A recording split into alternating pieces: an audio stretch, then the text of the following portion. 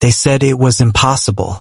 A 10-year-old child couldn't possibly save the life of one of Europe's wealthiest men.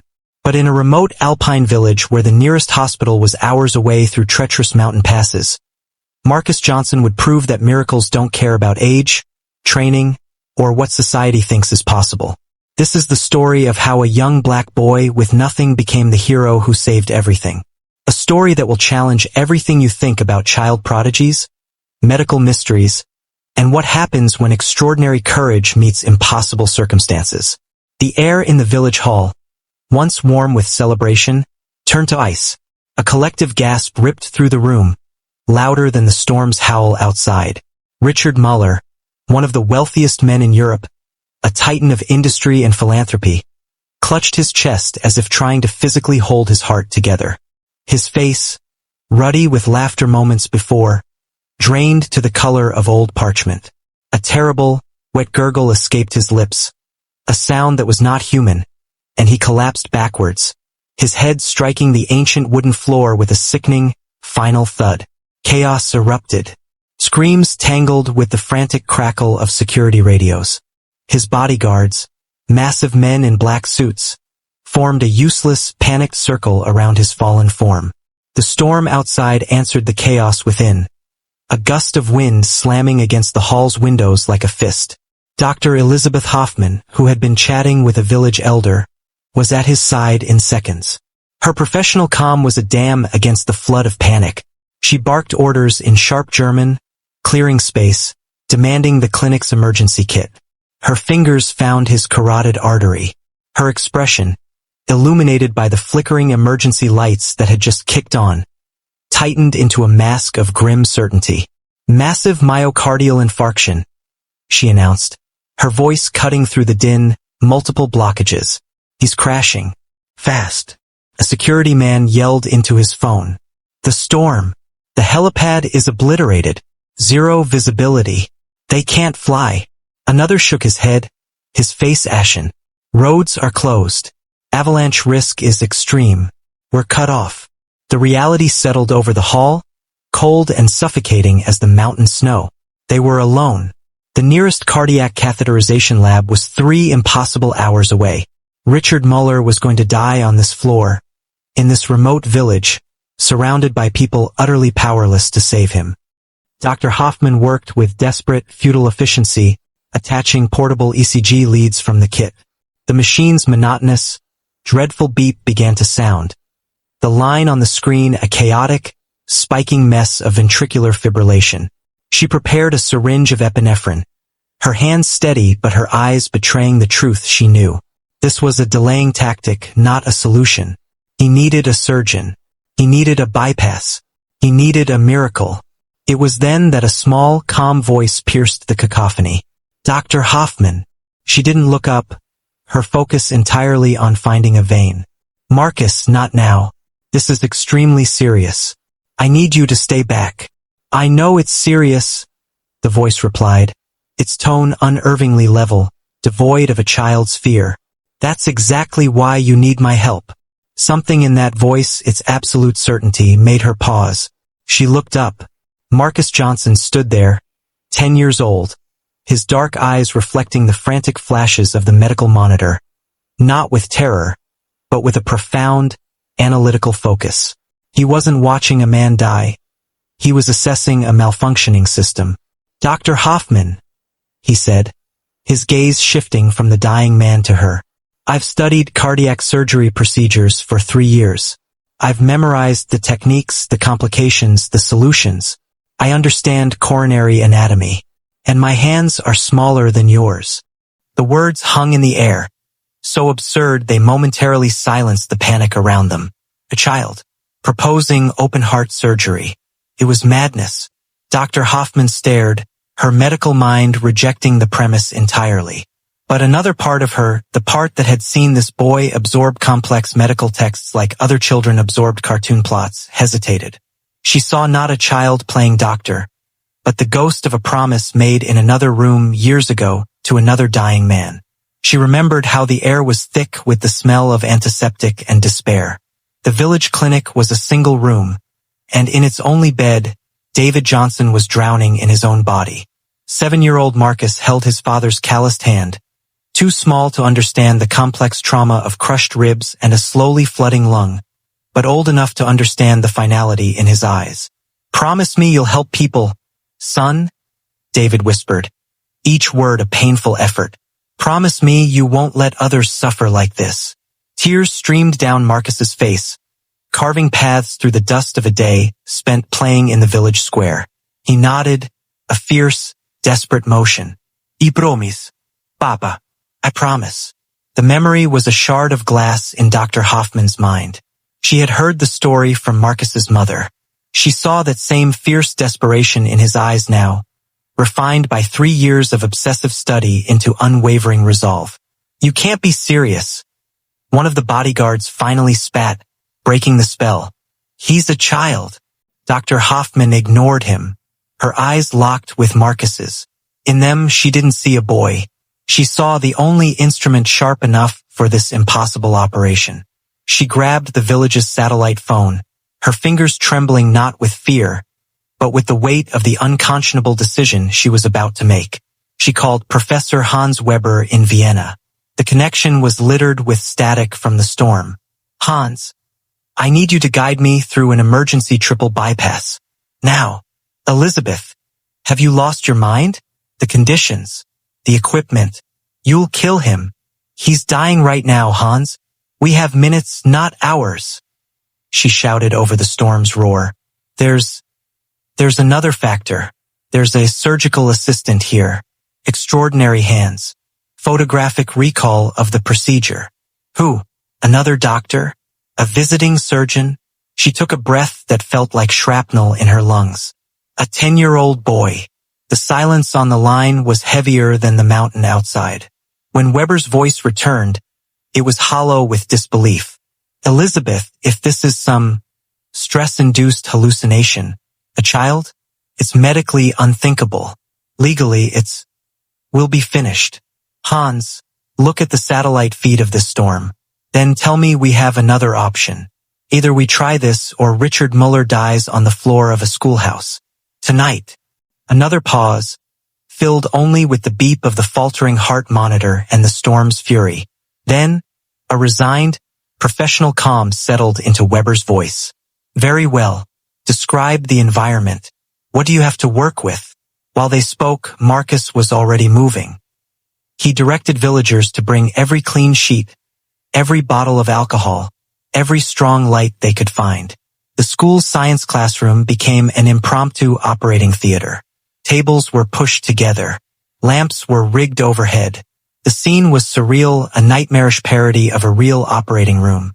His mother, Sarah, broke through the crowd, her face a mask of tear-streaked horror.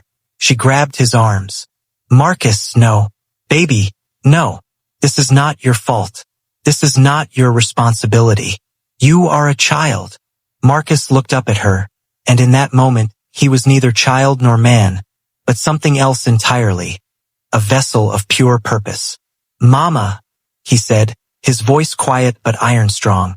"Remember when Papa was dying, and there was no one who could help him? I promised I would never let that happen again. Tonight, I keep that promise." Memories came flooding back of how the light from the medical tablet washed over Marcus's intent face in the dark of his small bedroom. On screen, a video played, a time-lapse of a triple bypass procedure, narrated in English by a renowned British surgeon.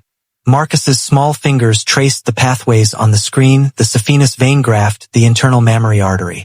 "The key is the anastomosis," he whispered to himself, repeating the narrator's words. "The connection must be perfect. A single imperfect suture can cause turbulence, then clotting, then failure." He practiced under the dim glow, not on flesh, but on the thick skin of a grape, using a needle and thread from his mother's sewing kit. His tiny hands, guided by a mind that consumed information like a fire consumes oxygen, worked with impossible patience. Pinprick, guide, loop, tie. The grape skin held. He was 8 years old. Dr. Hoffman, making one of her biannual visits, had found him like this.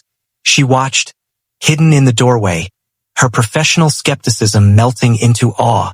She began leaving more outdated surgical tools, expired sutures, anatomical models.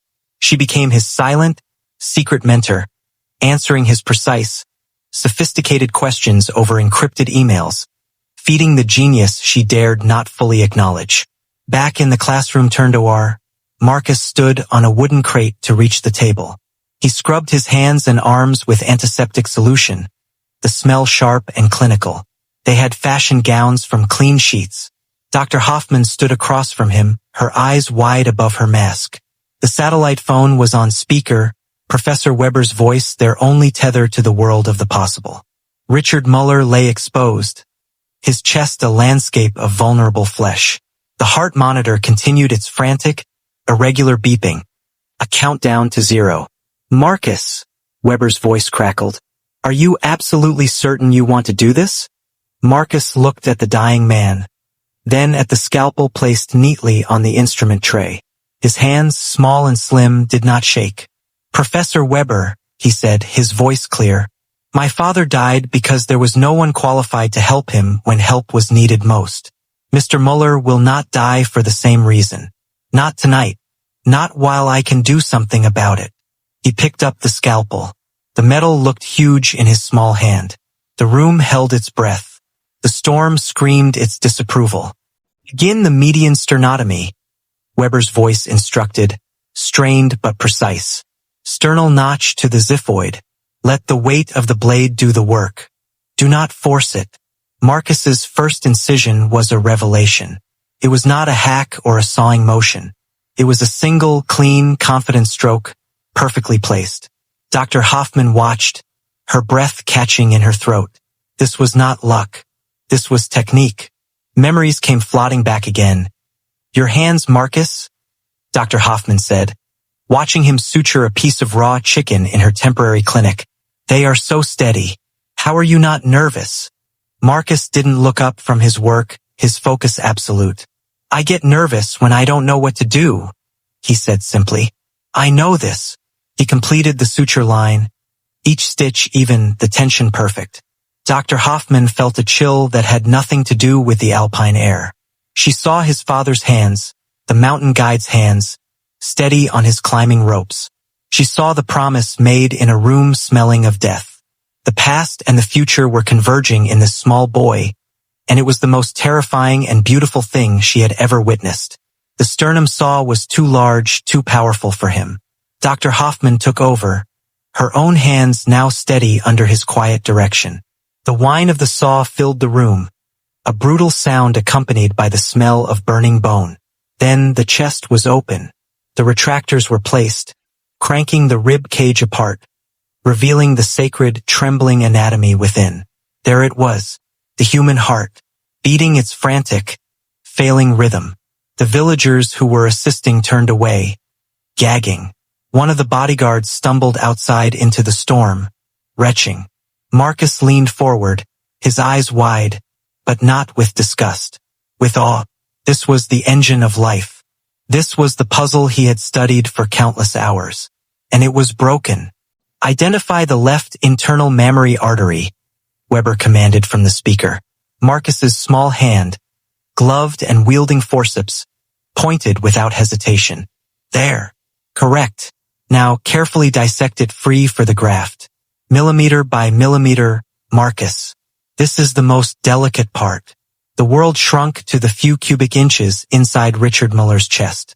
The storm faded. The anxious faces of the villagers blurred into the background.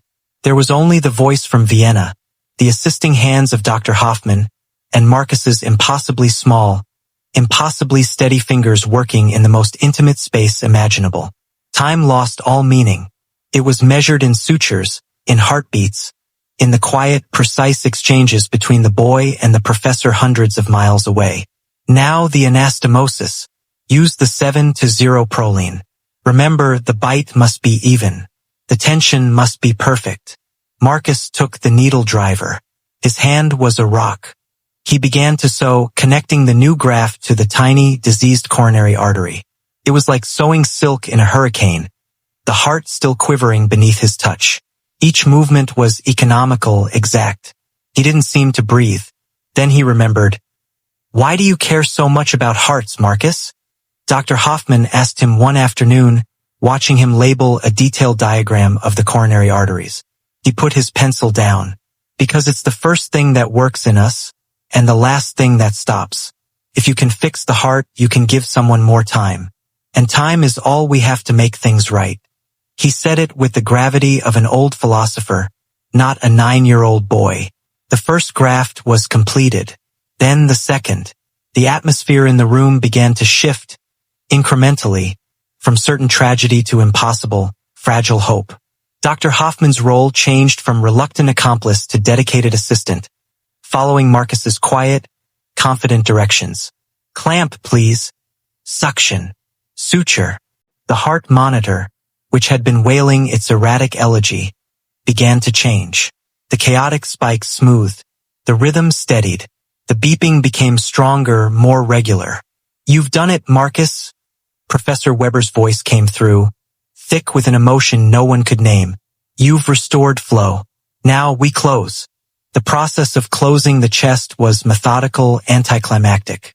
When the final suture was tied off on the skin, a profound exhaustion fell over the room.